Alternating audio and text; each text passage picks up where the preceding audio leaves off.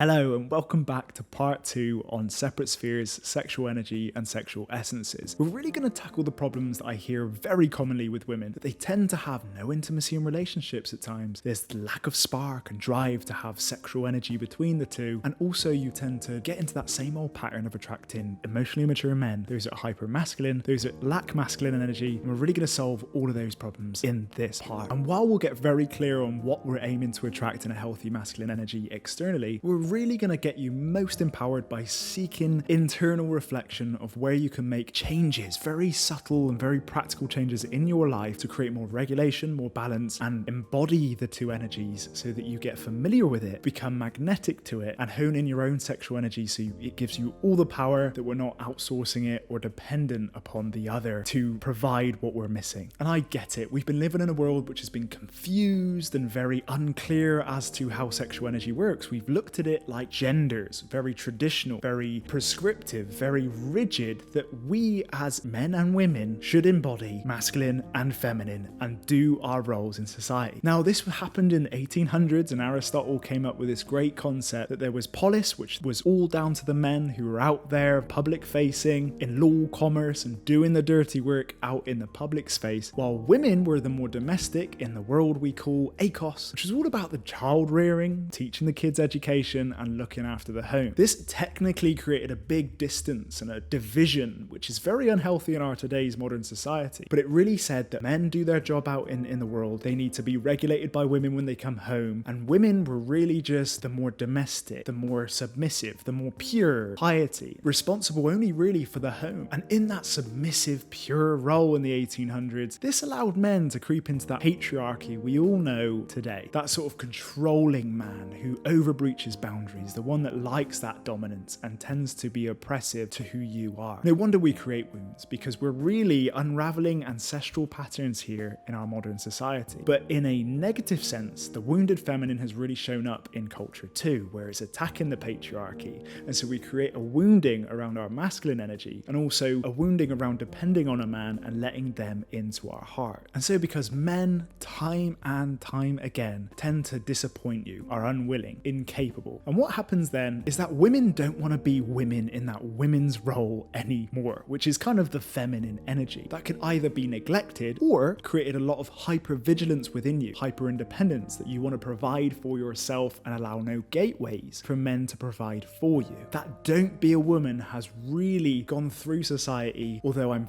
for highly successful women and driven, ambitious, and I think that's extremely important to integrate in your life, but it could create a massive energetic imbalance of which you do not open up to receive anymore. And of course, there's embodiment blocks and connection blocks as a result. And so when you're seeing other women, your community, your friends jumping on the bandwagon of feminine empowerment, you could really adapt and adopt a social self just to belong and fit in. But is that true to you? To be very militant in getting your rights back. This militance is resistance, and sometimes force needs to be done to make change. But this is creating lots of dysregulation and misalignment in women's lives and their relationships. And while that social self that wants to fit in community is creating a big protest, we are in fight or flight mode. And while we're protesting within, we're creating protesting behaviour outwardly as well. And whether we like it or not, this is manifesting in either our outward manifestations of relationships or happenings in our life, or dysregulation in our bodies. You may have sort of an outbreak in your face with the spot. And so it's extremely important to have a little social check around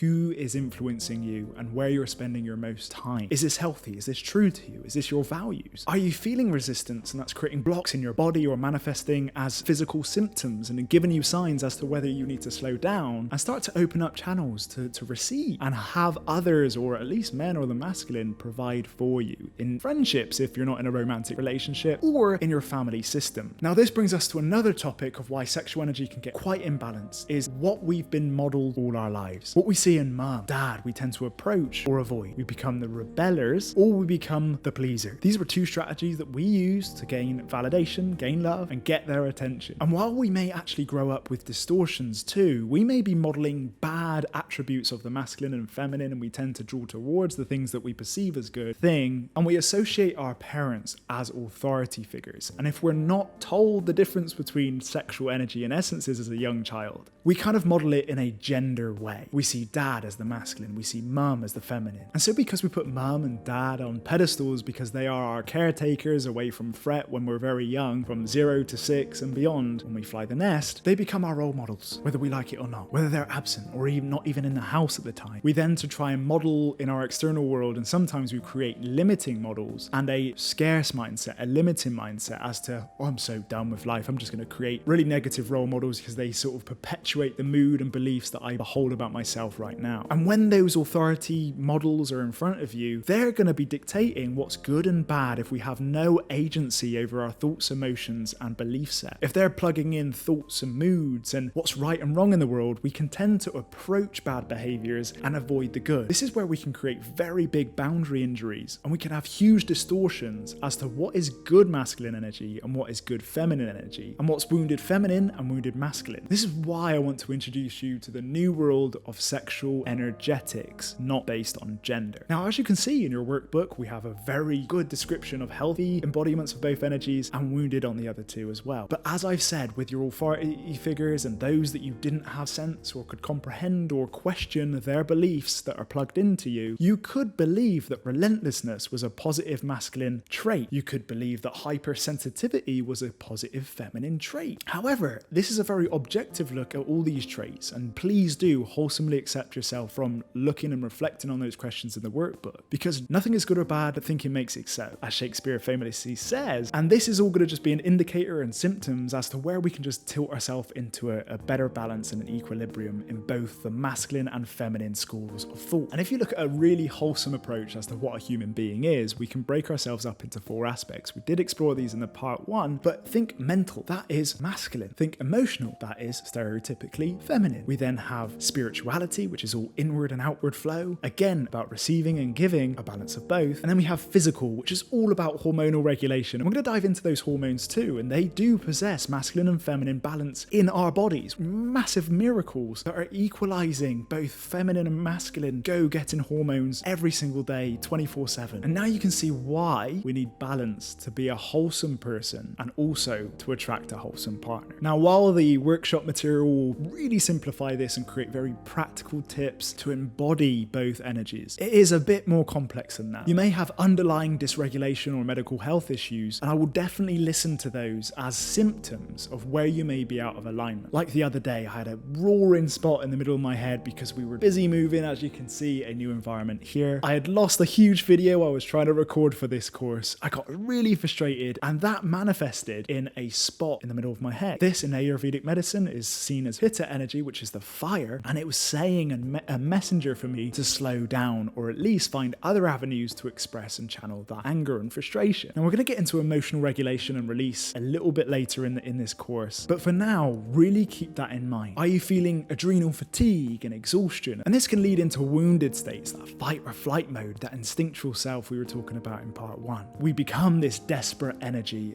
because our body is telling us we're dysregulated, our mind follows, and our emotions too. This is why we need to really catch these when we can, and at least reframe them. And this is why I love sexual energy as a great reframe or a healing modality, as to make changes in your life that will bring more balance, both in body, mind, and emotions. Another point to make about why we need equilibrium and why you may feel wounded or imbalanced is your hormonal regulation. Now, the 4 main components to hormonal regulation in your neurology, we have oxytocin, which is always about connecting.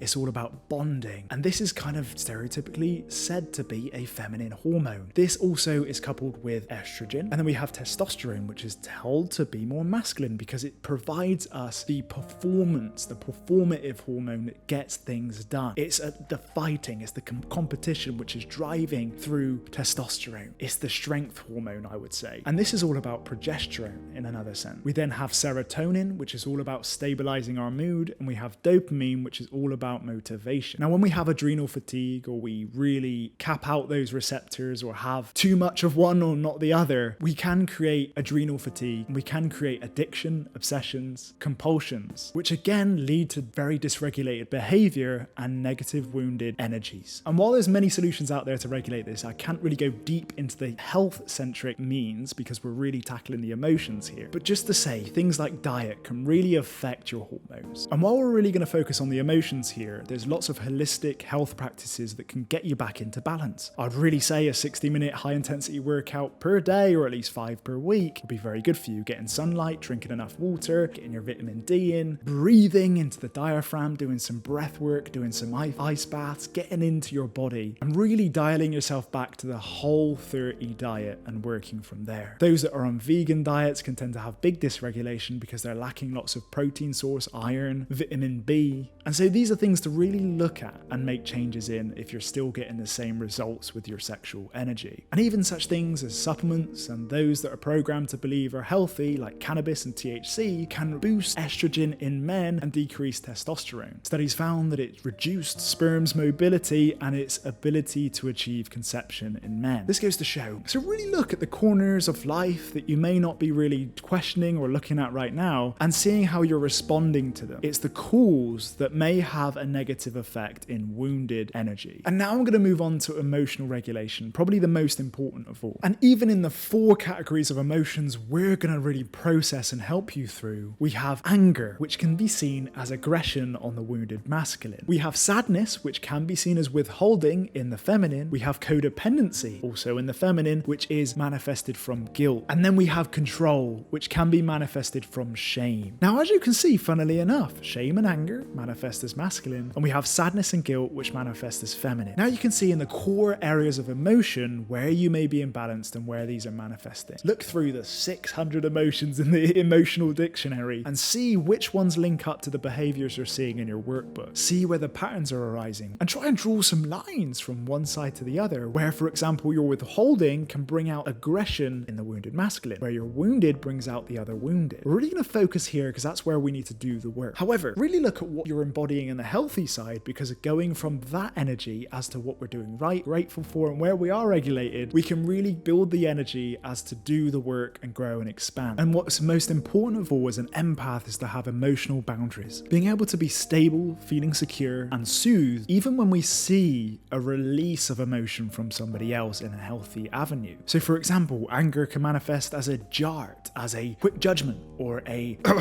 out loud. And we've got to be comfortable with that happening. Both us familiar with releasing healthily, not pointed or directed toward anybody, but outward. Emotions need to flow. It's energy in motion. If we hold that within, dangerous things happen like self-directed anger, depression, suicidal thoughts at worst case. So we need to practice releasing. And it's why I love the idea and the concept of edging. This is really going to bring out your best in your masculine energy. Edging is about pushing yourself to your edge and giving your gift to the world. It's pushing that comfort zone. And I would just say, write down 5 things you will do this month that's going to push you to your edge. This is about you giving to the world, providing. And this could also look like emotional release. So great ways to release anger healthily is buying some cheap plates at a store and smashing them on the ground somewhere safe, buying some coconuts you can crack open and name emotions or things you want to release to the divine or God and cracking them. Creating a shrine or a God jar, I like to call it, where you're going to write down things you wish to release on a piece of paper, accumulate them over the month, and at the end of the month you're going to burn them and see them away. See them as problems that the divine or Jesus or whatever you want to believe in your religious doctrine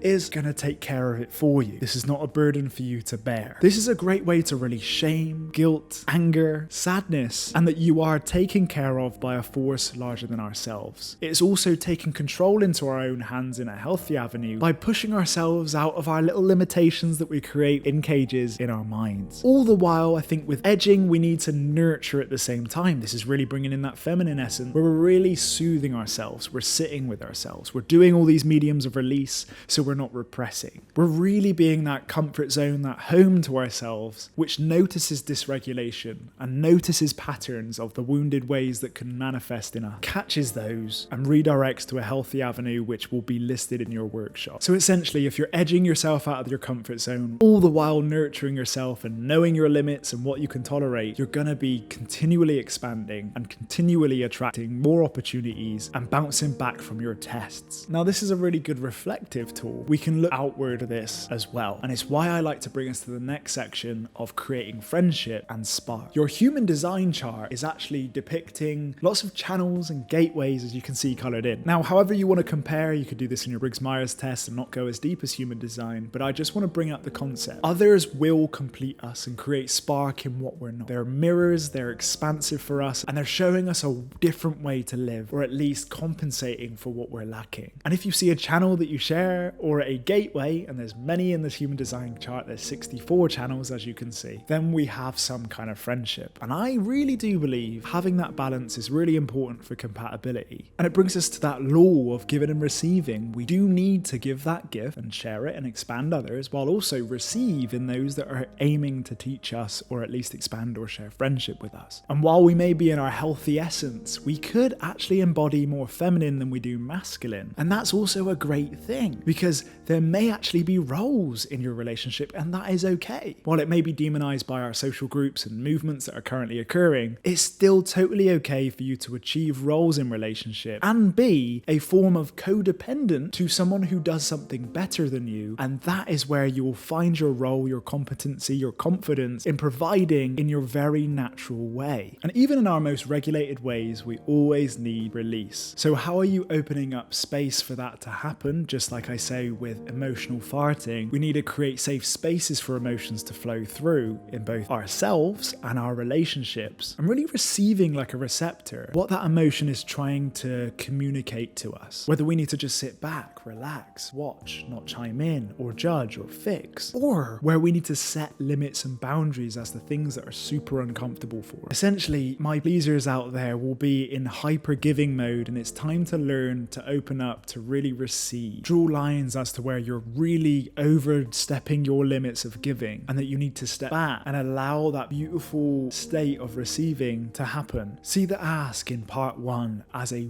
really good invitation to open up opportunities for others to provide. And this is where the healthy masculine really steps into its own. When it feels acknowledged, when it feels safe, when it feels like it has a role. While you can also embody that within yourself, it's great in a relationship to bring that out in your partner too. Where you see that zone of creating spark in the middle, get very clear on what good you're going to let in and what bad you're going to keep out. And imagine your boundaries like a picket fence, that the empty gaps are bringing in that energy, not just walling off like trauma can sometimes do for us, where we become hypervigilant, we become shut off from society, we isolate ourselves. That is love and receiving from others that want to help us, while blocking out malevolent behaviour, controlling, unsolicited emotional baggage of others, controllers, persecutors, and internally too. Be that almost boundary setter and regulator in your own mind, as to having police checkpoints for your thoughts, your moods and emotions, what you choose to allow to flow through and what you choose to question. And we've really got to embody that comfort of letting someone in, because socializing, teamworking, and building as tribes has allowed us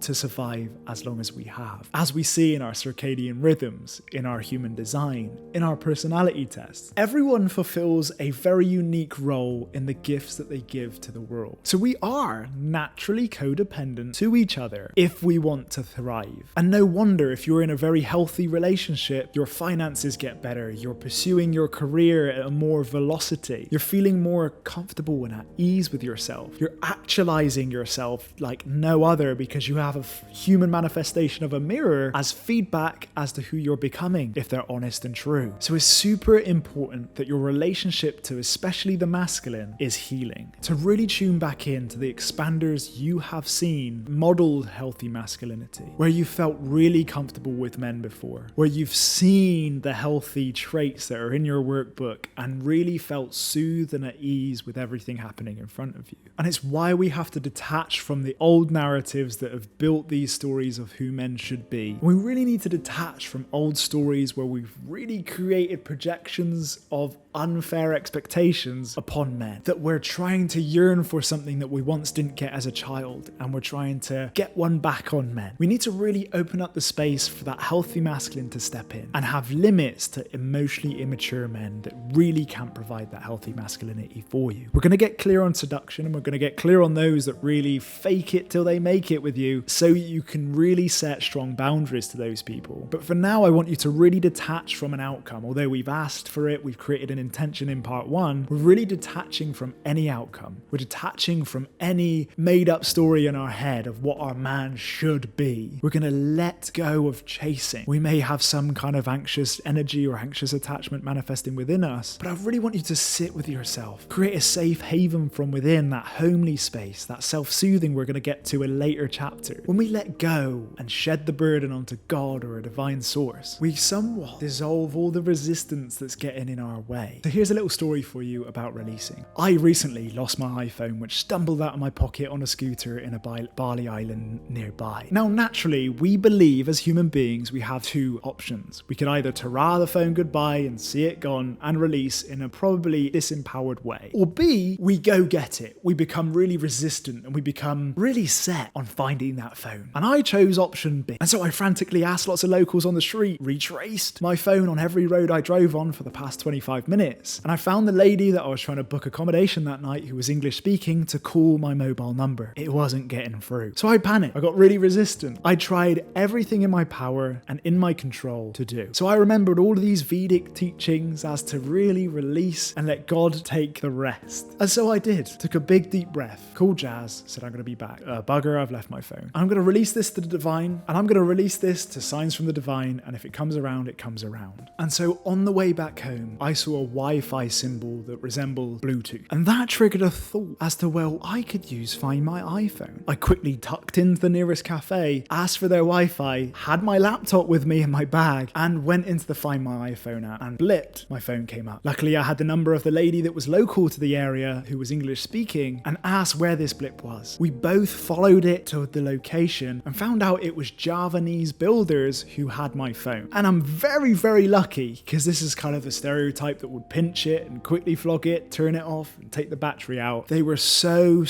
kind. My luck was on side, and I wouldn't call it luck, I would call it divine energy or God or someone looking out for me beyond physical body. And I gave him a quick tip for his kindness, and he gave my phone back. And this goes to show sometimes we don't have the answers. Sometimes we can just go into that automatic state of resistance and doing and fixing it and solving, when the reality is we really don't know the answers. The world is very unpredictable. Things we really can't control. There's a beautiful intelligence which is vibrating right in front of our eyes, and sometimes we're not reminded of it. And I just want to remind you today that sometimes we don't know the answers, and sometimes we do need to just shed it onto something that's much more powerful than us and looking out for you. And when we create disempowering stories like we're too much in relationships, we're too anxious, or we're too overbearing, or we're too needy, this is just your protest behavior. This is your option B. This is your I want to get something and I'll do anything I can in my power to do it. And in that state, we are essentially resisting everything great that can open up and bring in to receive. Can you see how those stories can only exist in protesting behavior and activation? And it's a lovely reminder we can only do our very best to regulate our nervous system and also reframe those little stories, while the rest can be left up to the divine. We are the chase and never the catch. I don't want you to manufacture mystery, but I want to create expansive mystery. We're going to get to vulnerable communication later down the line. And while we may be on different planets of masculine and feminine, we are essentially learning from one another. And this can actually manifest as seduction, as if we manufacture mystery, that we're never going to be found out. We're always going to be the chase, never the catch. But I want you to really create expansive mystery. And it's okay to really see yourself as valuable gold somebody really wants. Now, we're going to get very clear on your vulnerability story and communicating that so that we're creating depth and chance to connect. And we're also going to get very clear on your independent self outside of the relationship in part 3. But we can healthily create that magnetic charge by creating a very aligned mission. We're playing with the future, not to really play with somebody's desires, but to strive for being better and for potential. And this is why I've given you the mission statement activity to do. I know in my own relationship with Jazz that having someone who's aligned to your mission, and especially for the masculine wants to give his gift. The masculine wants to achieve something in the world and give to the world, as do you. But it's very important that you support a mission of that man that you're going to be with. It's extremely important to really bring out that healthy masculine that wants to provide for you, that feels acknowledged, supported, that feels seen. And so I want you to get very aligned in your mission to find a compatible mission into what he values. Now, it might be a myth that our partner can give us everything and anything that we desire, because they naturally probably won't. We need to accept them for their imperfections at times. We need to accept that maybe their missions might not be absolutely on point to what we desire. But we need to have limits and boundaries as to how far we can creep our way out of incompatibility. But we need to get very clear on what is deal breakers and our limits to compromise. We might need to find places that our self can be expanded by our friendships, by other activities that are outside of the relationship, and that is totally okay too. But if we get very clear on our mission, we are able to put flagpoles in the future and see if our partner is aligned to what we aim to achieve. And again, we need to release a lot of certainty here, because sometimes our missions do change over the world. They are malleable. We open up new chapters in our life. But having a rough marker in your mind is a very good place to start. And so to become an energetic match to his mission and being the firm supporter and fan of it, we need to have a lot of self-discovery in what our mission is so we don't compromise. At the same time, as imagine that man at the peak of his mission, what does it look like that he's met that destination? Of course, we need to come to peace with the journey. But who does he look like when he's giving his gift? When he's really penetrating the world with his gift, where he's pushing his edge, where he's really manifested the things that he's put on those vision boards. What kind of mission are you imagining? Well, what are you imagining for yourself at the very peak of your pursuing of that mission? And what's the very height of your mission as you imagine the height of your partner's mission to be matching that? And for you to sit really into the feminine here, it's about creating invitation and again, opening up to receive by asking the right questions. Number one, do you think the American dream marriage is one that's ideal for you, where women stay at home and men provide, just as we spoke of? This will really see if he's in that traditional mindset, if he's fixed in his ways, and he sees equality, and he sees collaboration, and he sees teamwork in your relationship. This will really bring to the forefront those values that he holds deep inside, and whether he's carrying through father norms or ancestral norms that are really quite dysregulated and old school. This is what we call mismatch theory, when he's not in line with modern times, is that the old traditional ways somewhat feel effective now. The reality is, as humanity and society in whole, we are evolving. Things are changing. We're adapting to solve problems. So the old way will likely not match up as a solution to the new, current, present time in humanity and the world. So get very clear as to what's mismatching in his beliefs and his embodiment and his answers to those questions. Number two, what do you believe are your gifts and talents, and how are you showing up to serve them to the world? This will really show you if he's edging, if he really believes in himself and there's some self-confidence,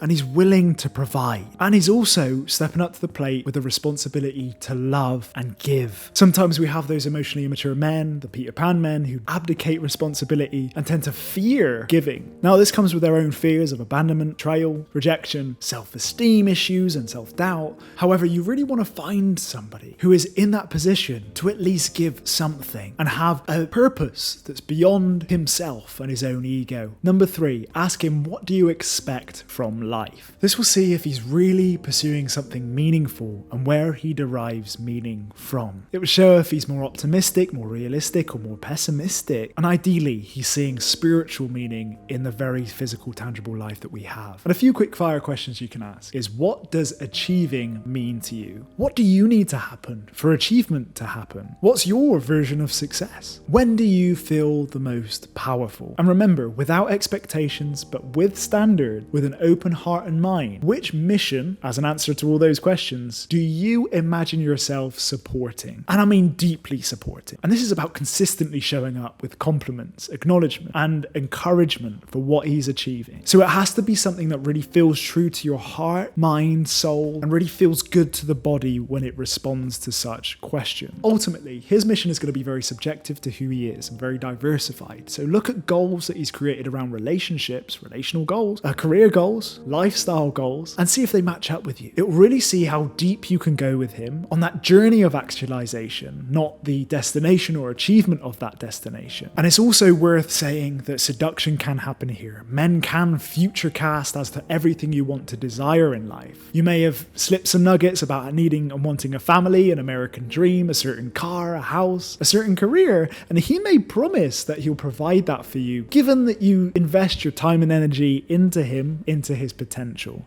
Now, we're going to get clear on seduction in later parts, but really tune into your body and how it's responding to all his answers, and get very, very clear on your own mission. Because again, do not derail your mission as to appease to his. You are not abandoning everything you want in your purpose in life, but you need to align with someone's why, because your actualization, your peak, and his peak will hopefully have some kind of compatibility, because that's ultimately what we're striving for in life. And I've said this time and time again, we want the Michelangelo effect in our relationships. It's finding that person who will carve us out to be the best version of ourselves, not in a selfish mean for their betterment, but they genuinely want to see us succeed. It works both ways. We want to have the Michelangelo effect of that artist, which is carving out a sculpture, a statue, into making those dreams and missions come true. On the other hand, we have the Pygmalion effect, which is the idea we project our ideals onto them. We take unnecessary control over their mission, and we want them to be a someone that's going to benefit us in more selfish means. So which one feels better to you? Ideally, you're both in Michelangelo effect, and it's why I want you to get super clear on your own and his mission, and which one you want to give to supporting in your more masculine way, while also open up to receive support in your more feminine, nurturing way. Please do work through all of that worksheet. I know it's a dense one today, and I just want to say, why is this all important? Well, just as we said at the beginning, this will really solve the issue of you attracting emotionally immature men, because we have far more clarity now. We really know where we can align ourselves to more balance, regulate ourselves through sexual essence and energy. We're not seeing it in that traditional way anymore. We're not fixed to society's norms. We're really seeing this as a solution-orientated way. We're really letting things out of our control to the divine. We're becoming magnetic in that state. And this will really help you minimize your compensatory strategy, where you're embodying far too much than you should, and that you're really opening up a middle ground of spark, of a safe place that you want to receive from. I'm really accepting your limitations and exploring places of expansion through the other and yourself. And we must come to peace with this play of energy of complete opposites. Just like the I Ching and the Yin and Yang teaches us, balance is essential, and that polarities exist, and that both are required for health, spirituality, and healthy relationships. Now, you've come to the end of the 2-part series, which is in the free version, and I just want to thank you for spending your time thus far. I hope you found this super useful to really create some groundworks, to have some real breakthroughs, and for you to have some deep reflection. If you want to go that extra mile, and I promise you the next 6 parts are going to be very similar to this, it's only going to cost you $33 US,